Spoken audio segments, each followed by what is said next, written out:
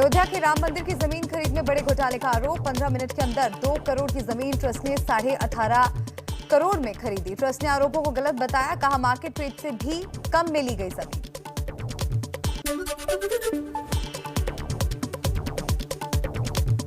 अयोध्या के राम मंदिर की जमीन खरीद में बड़े घोटाले के आरोपों से गरमाई सियासत। सीबीआई और ईडी से जांच की मांग।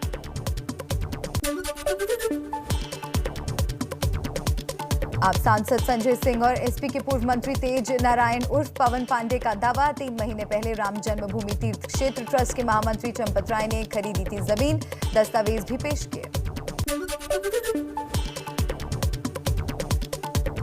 पूर्व मंत्री पवन पांडे ने कथित घोटाले की सीबीआई जांच की मांग की। पवन पांडे का आरोप, अयोध्या में हुई जमीनों की खरीद फरोख्त की जांच की जाए तो कई बड़ी मछलियां फंसेंगी। पांडे के मुताबिक नेता, अफसर और उनके रिश्तेदारों ने जमकर जमीनें खरीदी बेची हैं।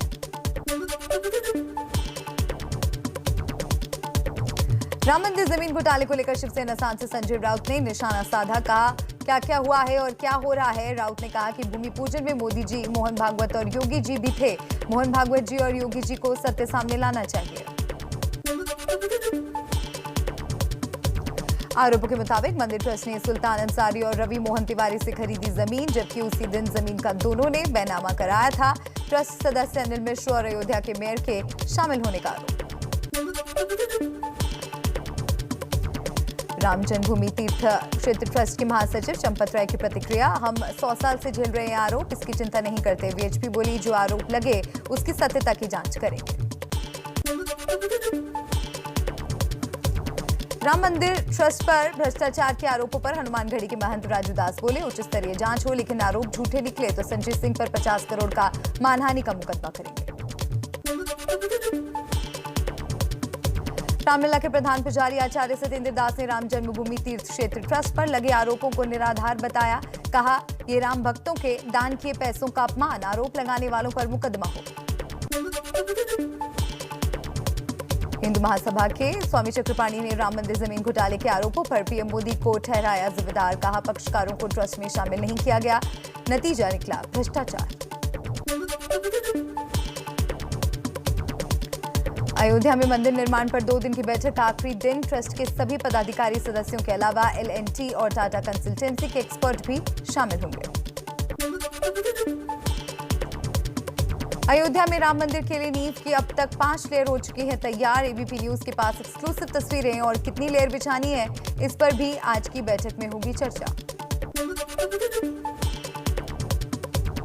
एलजेपी में चिराग के खिलाफ चाचा की बगावत, 4 सांसदों को साथ लेकर पशुपति पारस ने खुद को असली पार्टी बताया। बोले, मैंने पार्टी तोड़ी नहीं बल्कि बचाई है। पशुपति पारस ने जेडीयू में शामिल होने के दावे को बताया अफवाह। कहा, नीतीश अच्छे नेता हैं लेकिन उनकी पार्टी में नहीं जाएंगे। पशुपति पारस ने कहा कि चिराग पासवान से मुझे कोई शिकायत नहीं, एनडीए से अलग होने से एलजेपी कमजोर हुई। चिराग चाहें तो पार्टी बचा सकते हैं। एलजेपी के बागी सांसदों ने चिराग के चाचा पशुपति पारस को संसदीय दल का नेता चुना। लोकसभा स्पीकर को चिट्ठी लिखकर जानकारी दी, अब स्पीकर ले सकते हैं फैसला। सूत्रों के मुताबिक पशुपति पारस के घर आज दोपहर बैठक, जिसके बाद पार्टी के नए फैसले का होगा ऐलान। इसकी सबकी जानकारी बीजेपी और जेडीयू के बड़े नेताओं को होने की खबर। दिल्ली में आज से अनलॉक पार्ट 3, 1 हफ्ते के लिए खुलेंगे बाजार। 50% क्षमता के साथ रेस्टोरेंट्स को मंजूरी। स्कूल, कॉलेज, सिनेमा हॉल अभी बंद रहेंगे। 1 हफ्ते बाद फिर समीक्षा। दिल्ली में अनलॉक पार्ट 3 का ऐलान करते हुए बोले सीएम केजरीवाल, कोरोना के हालात सुधर रहे हैं, अर्थव्यवस्था को पटरी पर लाने की चिंता। सीएम केजरीवाल का दावा, कोरोना की तीसरी लहर से लड़ने की तैयारी अभी से जोरों पर, इसीलिए कुछ गतिविधियां तो खोल रहे हैं लेकिन कई जगहों पर अभी भी पूरी तरह से पाबंदी। दिल्ली में सरकारी दफ्तरों में ग्रुप ए के अफसर छोड़कर बाकी कर्मचारी आज से 50% क्षमता से आएंगे। निजी दफ्तरों में भी 50% क्षमता से होगा काम। देश में कोरोना के सबसे कम मामले, 24 घंटे में 70,421 नए केस मिले। 3,921 मरीजों की हुई मौत।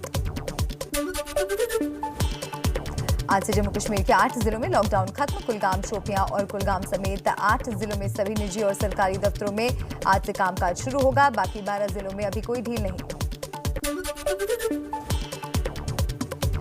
केंद्रीय स्वास्थ्य मंत्रालय का दावा, राज्यों और केंद्र शासित प्रदेशों को अब तक 26 करोड़ 64 लाख से ज्यादा कोरोना की वैक्सीन डोज दी गई। अगले 3 दिन में 4,48,760 वैक्सीन डोज और मिलेंगी। देश भर में कोरोना टीकाकरण की तेज होती रफ्तार। अब तक 25 करोड़ 31 लाख से ज्यादा वैक्सीन की दोनों डोज लगाई गई। 18 से 44 साल के 4 करोड़ से ज्यादा लोगों को पहली डोज दी गई। विदेश जाने वाले छात्रों और ओलंपिक में भाग लेने वाले खिलाड़ियों के लिए दिल्ली सरकार ने शुरू किया स्पेशल वैक्सीनेशन सेंटर। यहां कोविशील्ड वैक्सीन की दूसरी डोज सिर्फ 28 दिन बाद लगेगी। यूपी में आज से रिक्शा, टेम्पो वालों और खोमचे वालों जैसे दिहाड़ी कामगारों के लिए कोरोना टीकाकरण का विशेष अभियान। सबको टीका लगेगा। इंदौर में रह रहे 5,000 सिंधी और हिंदू समुदाय के पाकिस्तानी शरणार्थियों को भी कोरोना वैक्सीन लगाई जाएगी। शरणार्थियों की अपील को शिवराज सरकार ने स्वीकार किया।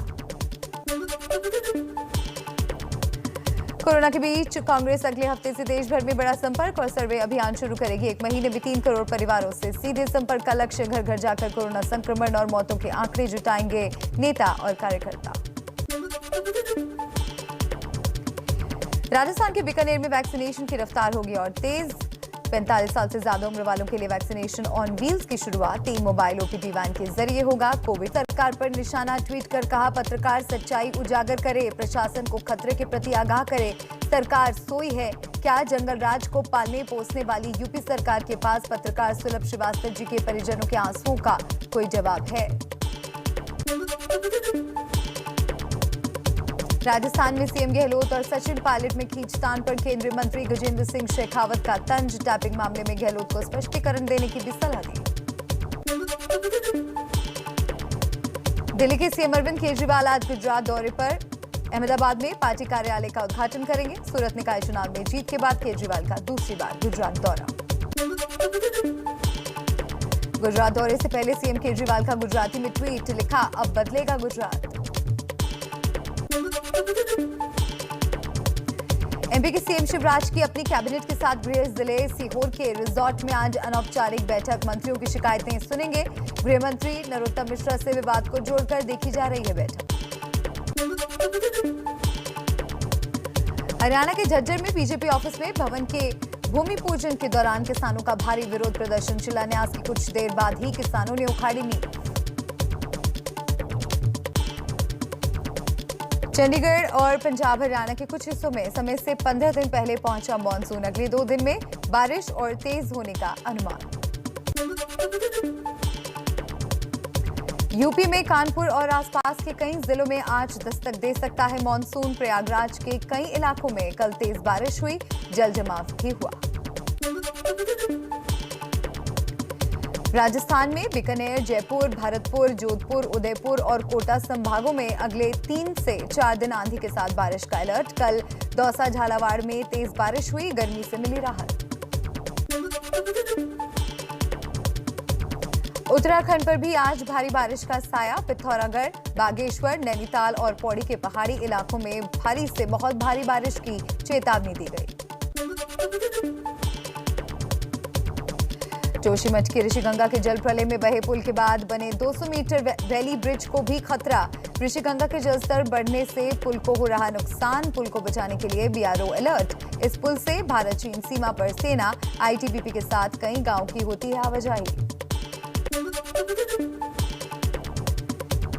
उत्तराखंड में लगातार हो रही हैं भूस्खलन की घटनाएं। कर्णप्रयाग में बद्रीनाथ राष्ट्रीय राजमार्ग पर कर्णप्रयाग गौचर के बीच लैंडस्लाइड होने से सड़क पर मलबा। रास्ते के दोनों तरफ वाहनों की लंबी लाइन लगी। रास्ता खोलने में जुटा प्रशासन। उत्तराखंड में लगातार जारी बारिश का कहर। जोशीमठ में ऋषिगंगा के कटाव से सड़क धंसी, घरों में आने लगी हैं दरारें।